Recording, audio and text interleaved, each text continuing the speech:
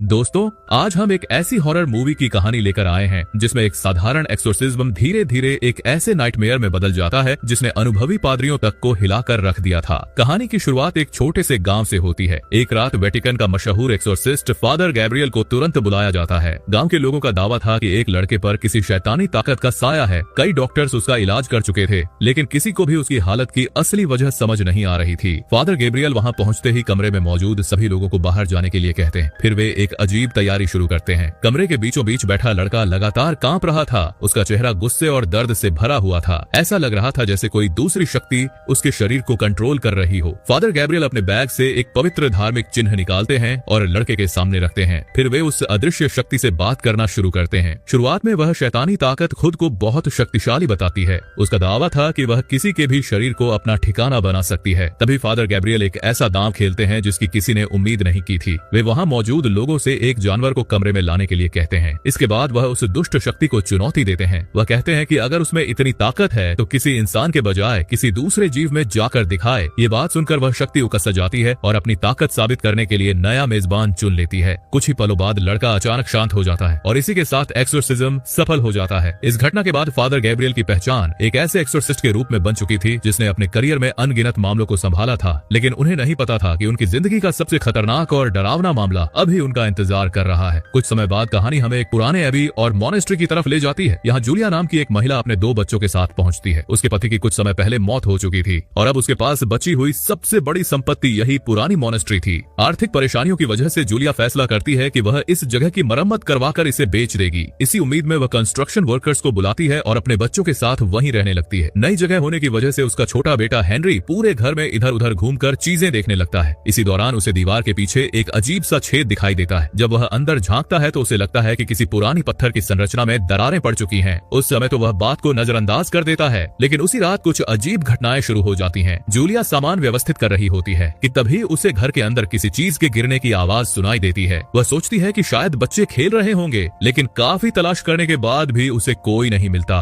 कुछ देर बाद वही आवाज दोबारा सुनाई देती है। इस बार आवाज सीधे हेनरी के कमरे से आ रही थी। जब जूलिया वहाँ पहुँचती है तो उसे पता चलता है कि आवाज उसके हेडफोन से आ रही थी। वह हेडफोन्स हटाकर बच्चे को सुला देती है और अपने कमरे में वापस चली जाती है, लेकिन जैसे ही वह बाहर निकलती है हेनरी अचानक अपनी आंखें खोल देता है। अगली सुबह कंस्ट्रक्शन वर्कर्स भी उस रहस्यमयी छेद को देख लेते हैं। जिज्ञासा में वे उसके अंदर झांकने का फैसला करते हैं। जैसे ही वे रोशनी डालते हैं उन्हें दिखाई देता है कि अंदर मौजूद पत्थर की दरार पहले से कहीं ज्यादा बड़ी हो चुकी है। उन्हें लगता है कि शायद वहाँ कोई पुराना कमरा या सुरंग छिपी हुई है, लेकिन अगले ही पल कुछ ऐसा होता है जिसकी किसी ने कल्पना भी नहीं की थी। अचानक अंदर से तेज आग और गर्म हवा का विस्फोट बाहर निकलता है। दोनों मजदूर उसकी चपेट में आ जाते हैं और बुरी तरह झुलस जाते हैं। घटना के बाद उन्हें तुरंत हॉस्पिटल भेजा जाता है। बाकी वर्कर्स ये देखकर डर जाते हैं और काम छोड़ने का फैसला कर लेते हैं। उनका मानना था कि इस मॉनेस्ट्री के नीचे कुछ बेहद खतरनाक छिपा हुआ है। अब जूलिया पूरी तरह परेशान हो चुकी थी। उसकी असली मुसीबत अभी शुरू हुई थी। उसी रात हेनरी की हालत अचानक बिगड़ने लगती है। वह बिस्तर पर लेटे लेटे कांपने लगता है। जूलिया घबराकर उसके पास पहुंचती है। तभी हेनरी अचानक उसे मॉम कहकर पुकारता है। यह सुनकर जूलिया की आंखों में आंसू आ जाते हैं, क्योंकि अपने पिता की मौत के बाद हेनरी ने बहुत लंबे समय से कोई बात नहीं की थी, लेकिन उसकी खुशी कुछ ही सेकंड टिकती है। अचानक बच्चे के चेहरे के भाव बदल जाते हैं और वह ठंडी आवाज में कहता है, तुम सब मर जाओगे। इतना कहकर वह अपने चेहरे को बुरी तरह नोचने लगता है। जूलिया घबरा जाती है और तुरंत उसे हॉस्पिटल ले जाती है, लेकिन जांच के बाद डॉक्टर्स बताते हैं कि बच्चे की रिपोर्ट बिल्कुल सामान्य है। कोई बीमारी, कोई मानसिक समस्या,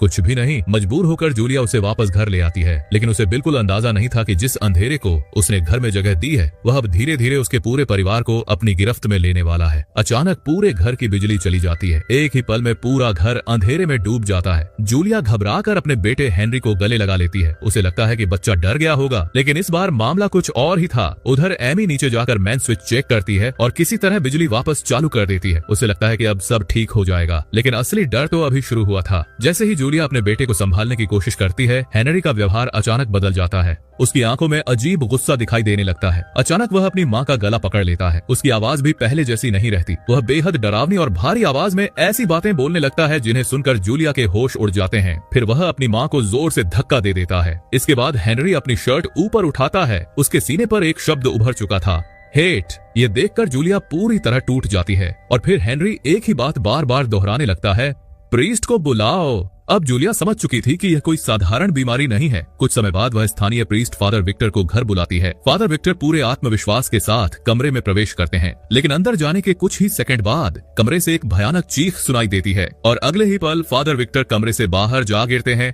ऐसा लग रहा था जैसे किसी अदृश्य शक्ति ने उन्हें जोर से फेंक दिया हो। कमरे के अंदर मौजूद दुष्ट शक्ति साफ कहती है कि उसे इस प्रीस्ट से कोई मतलब नहीं है, वह किसी और का इंतजार कर रही है। जब यह खबर चर्च अथॉरिटीज तक पहुंचती है तो मामला बेहद गंभीर माना जाता है। कारण यह था कि जिस मॉनेस्ट्री में यह घटनाएं हो रही थीं, उसका इतिहास पहले से ही कई रहस्यमयी घटनाओं से जुड़ा हुआ था। यहीं पर वेटिकन के सबसे अनुभवी एक्सोर्सिस्ट फादर गैब्रियल को बुलाया जाता है। जैसे ही उन्हें इस केस के बारे में पता चलता है, वे बिना समय गंवाए वहां पहुंच जाते हैं। मॉनेस्ट्री पहुंचने पर उनका स्वागत फादर विक्टर करते हैं और दोनों सीधे हेनरी के कमरे की ओर बढ़ते हैं। फादर गैब्रियल कमरे में बैठकर प्रार्थना शुरू करते हैं और अपने साथ लाए धार्मिक सिंबल को सामने रखते हैं, लेकिन तभी हेनरी के भीतर मौजूद शक्ति बोल पड़ती है। वह कहती है कि इन प्रार्थनाओं का उस पर कोई असर नहीं होने वाला। फादर गैब्रियल शांत रहते हैं। वह बच्चे को ध्यान से देखते हैं और उससे सवाल पूछना शुरू करते हैं, तुम कौन हो? तुम इस बच्चे के अंदर क्यों हो? लेकिन जो जवाब मिलता है वह फादर गैब्रियल को भी हैरान कर देता है। वह दुष्ट शक्ति कहती है, मैं यहाँ बच्चे के लिए नहीं आया, मैं तुम्हारे लिए आया हूँ, तुम्हारा अंत करने के लिए।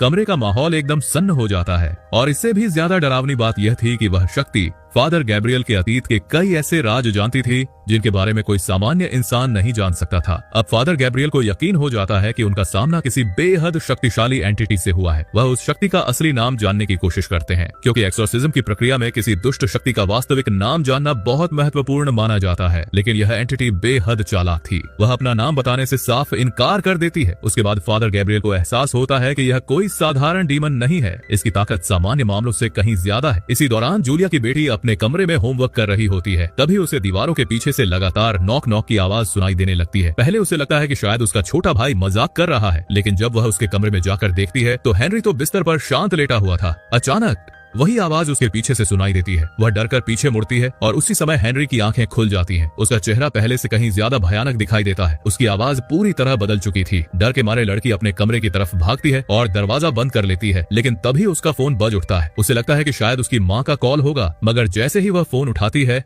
दूसरी तरफ से जो आवाज आती है उसे सुनकर उसके पैरों तले जमीन खिसक जाती है। फोन पर आवाज उसके दिवंगत पिता की थी। अब वह पूरी तरह डर जाती है और तुरंत सारी बात अपनी माँ और फादर गैब्रियल को बताती है। फादर गैब्रियल समझ जाते हैं कि डीमन अब पूरे परिवार के मनोबल को तोड़ने की कोशिश कर रहा है। रात बढ़ती जा रही थी और हर गुजरते घंटे के साथ उसकी ताकत भी बढ़ रही थी। अब फादर गैब्रियल और फादर विक्टर के सामने सिर्फ एक ही रास्ता बचा था। उन्हें किसी भी कीमत पर उस डीमन की असली पहचान पता लगानी होगी, क्योंकि वही इस बच्चे को बचाने की आखिरी उम्मीद थी। और अगर वे असफल हुए तो शायद अगला शिकार पूरा परिवार बनने वाला था। इसीलिए फादर गैब्रियल और फादर विक्टर एक बार फिर एक्सोर्सिज्म रिचुअल शुरू करते हैं। इस बार दोनों मिलकर लगातार प्रेयर करने लगते हैं। शुरुआत में डीमन हमेशा की तरह उनका मजाक उड़ाता है। उसे पूरा भरोसा था कि कोई भी उसे कमजोर नहीं कर सकता, लेकिन जैसे जैसे प्रेयर आगे बढ़ती है उसके चेहरे पर दर्द दिखाई देने लगता है। पहली बार ऐसा लग रहा था कि रिचुअल असर कर रहा है। हेनरी का शरीर बुरी तरह कांपने लगता है, कमरे का तापमान बदलने लगता है और डीमन की आवाज पहले से ज्यादा बेचैन सुनाई देने लगती है। फादर गैब्रियल को लगने लगता है कि शायद अब वे उसकी असली पहचान तक पहुंच जाएंगे, लेकिन तभी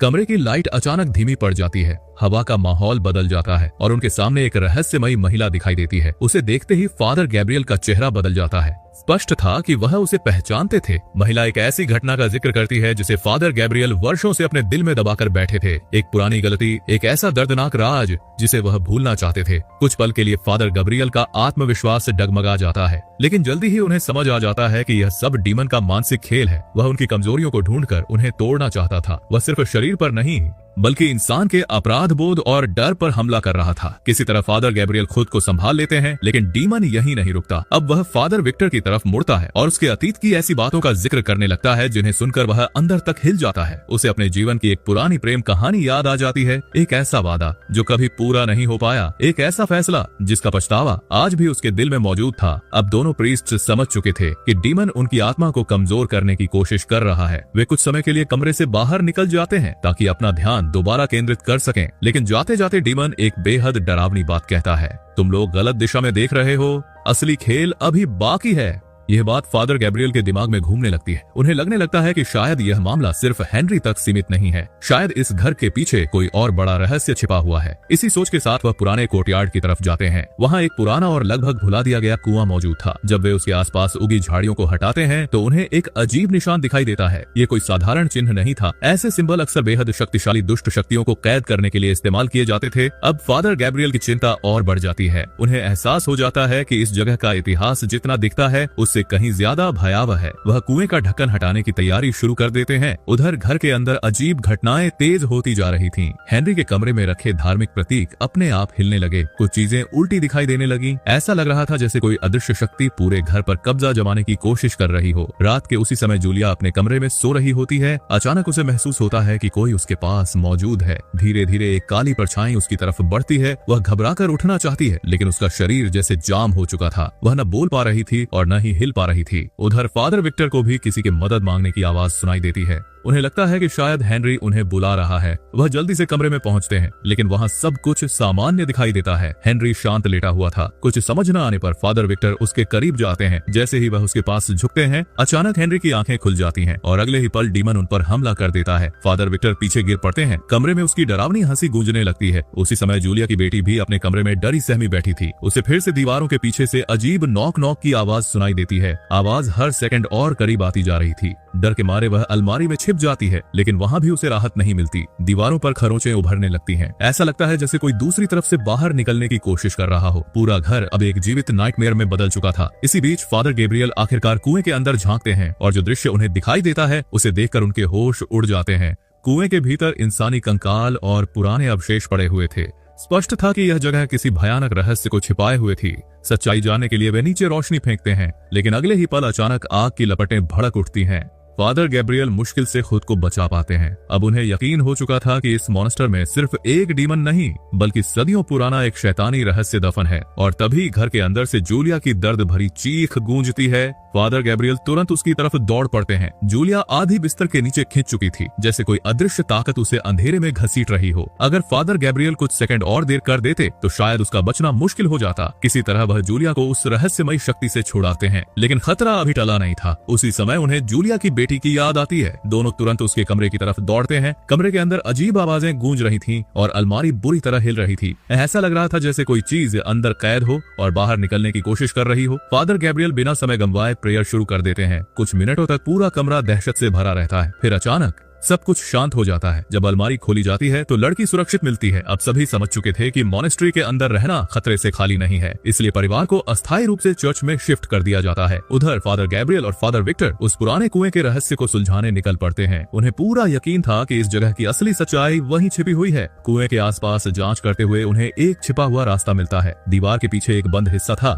जिसे शायद सालों पहले जानबूझकर छिपाया गया था। दोनों रास्ता खोलते हैं और अंदर प्रवेश करते हैं। जैसे जैसे वे आगे बढ़ते हैं सामने एक प्राचीन अंडरग्राउंड चैम्बर दिखाई देता है। दीवारों पर पुरानी मूर्तियां बनी हुई थीं। माहौल इतना डरावना था कि हर कदम पर लगता था जैसे कोई उन्हें देख रहा हो। बीच में उन्हें एक पुराना कंकाल मिलता है। उसकी उंगली में अंगूठी थी। फादर गैब्रियल तुरंत समझ जाते हैं कि यह कोई साधारण इंसान नहीं बल्कि चर्च से जुड़ा व्यक्ति था। जांच करने पर उन्हें पता चलता है कि उसने खुद को वहां कैद कर लिया था, शायद किसी भयानक शक्ति को रोकने के लिए। थोड़ा और आगे जाने पर उन्हें दूसरी लाश मिलती है। इस बार उसके पास एक पुरानी डायरी भी रखी हुई थी। डायरी पढ़ते ही वर्षों पुराना रहस्य सामने आने लगता है। पता चलता है कि कई साल पहले इसी मॉन्स्टर में एक मॉन्क पर शक्तिशाली डीमन का कब्जा हो गया था। लेकिन यह कोई साधारण डीमन नहीं था। यह एक होस्ट छोड़कर दूसरे होस्ट में जा सकता था, यानी एक शरीर खत्म होने पर भी इसकी शक्ति खत्म नहीं होती थी। एक एक्सोर्सिस्ट ने उसे रोकने की कोशिश की लेकिन वह खुद उसकी गिरफ्त में आ गया। इसके बाद डीमन ने लंबे समय तक धार्मिक व्यवस्था के भीतर छिपकर अराजकता फैलाने की कोशिश की। आखिरकार कुछ एक्सोर्सिस्ट्स ने मिलकर उसे रोकने का प्रयास किया। भारी संघर्ष के बाद डीमन को सील तो कर दिया गया लेकिन इसकी कीमत उनकी जान देकर चुकानी पड़ी। और अब जूलिया की रेनोवेशन के दौरान वही सील टूट चुकी थी, यानी जिस बुराई को दशकों पहले दफन किया गया था वह एक बार फिर आजाद हो चुकी थी। डायरी में सबसे महत्वपूर्ण जानकारी डीमन के नाम की थी। अब फादर गैब्रियल को आखिरकार उसकी असली पहचान पता चल चुकी थी, लेकिन नाम जान लेना ही काफी नहीं था। डीमन लगातार उनके पुराने गुनाहों और पछतावों को हथियार बनाकर उन पर हमला कर रहा था। इसी वजह से फादर गैब्रियल फैसला करते हैं कि उन्हें पहले अपने दिल का बोझ हल्का करना होगा। वह फादर विक्टर के सामने अपने अतीत की सबसे दर्दनाक गलती स्वीकार करते हैं। कई साल पहले एक लड़की ने मदद मांगी थी। उसे लगता था कि वह किसी दुष्ट शक्ति से प्रभावित है, लेकिन फादर गैब्रियल ने उसकी बात को गंभीरता से नहीं लिया। उन्होंने सोचा कि यह सिर्फ मानसिक परेशानी है। कुछ समय बाद वह लड़की अपनी जिंदगी खत्म कर बैठी और उस दिन से फादर गैब्रियल खुद को कभी माफ नहीं कर पाए। आज भी उन्हें लगता था कि अगर उन्होंने उस समय सही फैसला लिया होता तो शायद एक जान बच सकती थी। अपनी गलती स्वीकार करने के बाद उनके मन का बोझ कुछ हल्का हो जाता है। अब वे आखिरी एक्सोर्सिज्म के लिए तैयार थे। रात होते ही सभी लोग फिर हेनरी के कमरे में इकट्ठा होते हैं। इस बार फादर गैब्रियल सीधे डीमन का असली नाम लेकर उसे पुकारते हैं। जैसे ही नाम लिया जाता है, हेनरी का शरीर बुरी तरह कांपने लगता है। कमरे की चीजें इधर उधर उड़ने लगती हैं। दुष्ट शक्ति पूरी ताकत से विरोध करने लगती है, लेकिन इस बार सभी लोग मिलकर लगातार प्रेयर करते रहते हैं। धीरे धीरे डीमन कमजोर पड़ने लगता है। उसकी चीखें पूरे कमरे में गूंजने लगती हैं। फिर अचानक सब कुछ शांत हो जाता है।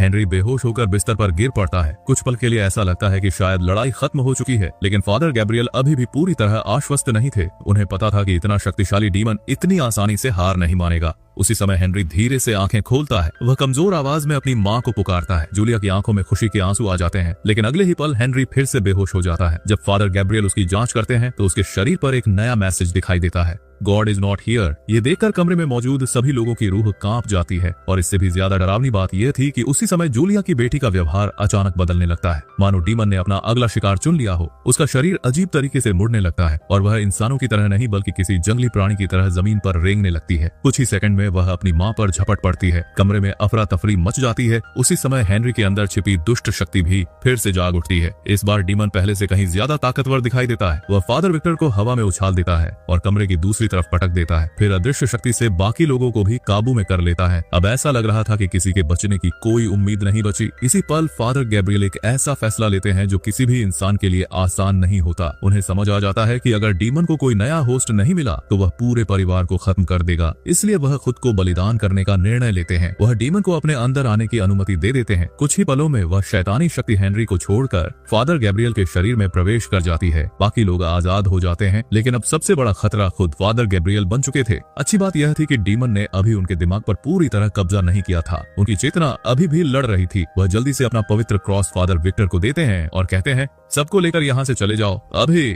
सभी लोग मजबूरी में वहाँ से निकल जाते हैं। अब फादर गैब्रियल अकेले रह जाते हैं। अपने अंदर चल रही इस भयानक लड़ाई को खत्म करने के लिए वह आत्म बलिदान का रास्ता चुनते हैं। वह एक रस्सी उठाते हैं और अपनी जान देकर डीमन को खत्म करने की कोशिश करते हैं, लेकिन डीमन इतना कमजोर नहीं था। वह फादर गैब्रियल को रोक देता है और उनका प्रयास असफल हो जाता है। अब फादर गैब्रियल को दूसरा रास्ता सूझता है। उन्हें याद आता है कि मॉन्स्टरी के नीचे मौजूद गुफाओं में ज्वलनशील गैस भरी हुई है। अगर वहाँ विस्फोट हो जाए तो शायद डीमन भी नष्ट हो सकता है। वह घायल हालत में उसी अंडरग्राउंड चैम्बर की ओर बढ़ते हैं, लेकिन रास्ते में डीमन एक और मानसिक हमला करता है। फादर गैब्रियल को एक दिव्य आकृति दिखाई देती है। कुछ पल के लिए उन्हें लगता है कि स्वर्ग से कोई उनकी मदद के लिए आया है, लेकिन जल्द ही उन्हें समझ आ जाता है कि यह भी डीमन का एक भ्रम था। वह उनकी आस्था को तोड़ने की कोशिश कर रहा था। उसी समय फादर विक्टर वहां पहुंच जाते हैं। अब तक फादर गैब्रियल लगभग पूरी तरह डीमन के नियंत्रण में जा चुके थे, फिर भी फादर विक्टर हार नहीं मानते। वह लगातार उनका नाम पुकारते रहते हैं, उन्हें याद दिलाते हैं कि वह कौन है, उनकी असली पहचान क्या है। और आश्चर्य की बात यह थी कि यह तरीका काम करने लगता है। फादर गैब्रियल की चेतना अंदर से जवाब देने लगती है। दोनों के बीच उम्मीद की एक छोटी सी किरण पैदा हो जाती है। फादर विक्टर तुरंत क्रॉस उठाते हैं और डीमन की असली पहचान को पुकारते हुए उसे वापस अंधेरे में लौटने का आदेश देते हैं। कमरे में जोरदार ऊर्जा फैल जाती है। डेमन दर्द से चीख उठता है। कुछ समय के लिए ऐसा लगता है कि वह हार चुका है, लेकिन अगले ही पल वह फिर से हमला कर देता है। इस बार वह फादर विक्टर की सबसे बड़ी कमजोरी को निशाना बनाता है। उनके सामने उनके अतीत की यादें और भावनाएं खड़ी कर देता है। वह इंसान जिसे वह सबसे ज्यादा प्यार करते थे मानो उनके सामने मौजूद हो। कुछ पल के लिए फादर विक्टर का आत्मविश्वास से डगमगा जाता है, लेकिन फिर उन्हें अपनी जिम्मेदारी याद आती है। वह अपनी आस्था को मजबूत करते हैं और भ्रम को अस्वीकार कर देते हैं। जैसे ही उनका डर खत्म होता है, वह छवि भी गायब हो जाती है। अब फादर गैब्रियल और फादर विक्टर दोनों एक साथ खड़े होते हैं। दोनों मिलकर अंतिम प्रेयर शुरू करते हैं। कमरे में भयंकर कंपन होने लगता है। दीवारें हिलने लगती हैं, जमीन फटने जैसी आवाजें आने लगती हैं। डीमन पूरी ताकत से वापस आने की कोशिश करता है, लेकिन इस बार उसकी शक्ति कमजोर पड़ चुकी थी। प्रेयर की आवाजें तेज होती जाती हैं और आखिरकार वह दुष्ट शक्ति वापस उसी अंधेरे में खींच ली जाती है जहां से वह आई थी। पूरा अंडरग्राउंड चैम्बर जोरदार धमाके के साथ कांप उठता है। पुरानी सील फिर से सक्रिय हो जाती है और वर्षों पुरानी बुराई एक बार फिर कैद हो जाती है। जब सब कुछ शांत होता है तो सिर्फ सन्नाटा बचता है। लंबी और खतरनाक लड़ाई आखिरकार खत्म हो चुकी थी, पर